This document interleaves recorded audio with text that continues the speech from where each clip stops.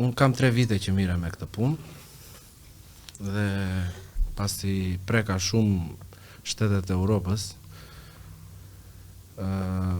mu dha mundësia që të shikoja vështirësi, të shikoja shumë gjëra jashtë, u dëmtova dhe thash pse jo në Shqipëri, afër familjes, afër biznesit familjar. Kur erdha hasa shumë vështirësi që të përshtatesha, por gjëja më e rëndësishme për mua kur u futa në këtë biznes ishte si të ndihmoja blegtorët që mos të kishin këtë emrin që thonë që po kush do shkoj pas deleve. Gjëja e parë që bëra, i ndihmova shumë, ju kam qëndruar pranë që besoj që prej vitit 2015-2016 në zonën tonë janë shtuar shumë blegtori.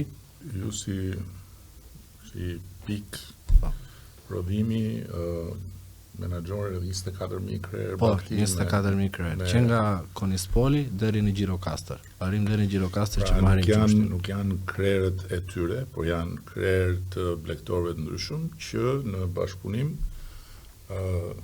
ndajnë ndjersën dhe suksesin.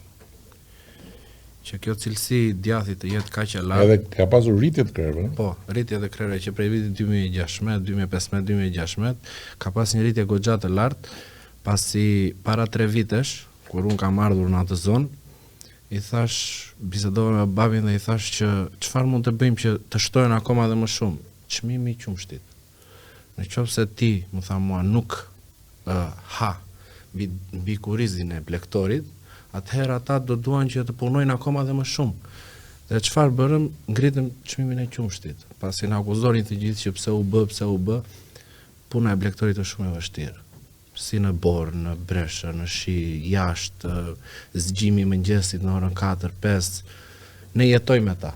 Ne nuk kemi thjesht një fabrik edhe vim të rim në Tiranë në katin e 5. Ne jetojmë me ta. Shkojmë pas tyre, i ndihmojmë, unë edhe kam fjetur me ta.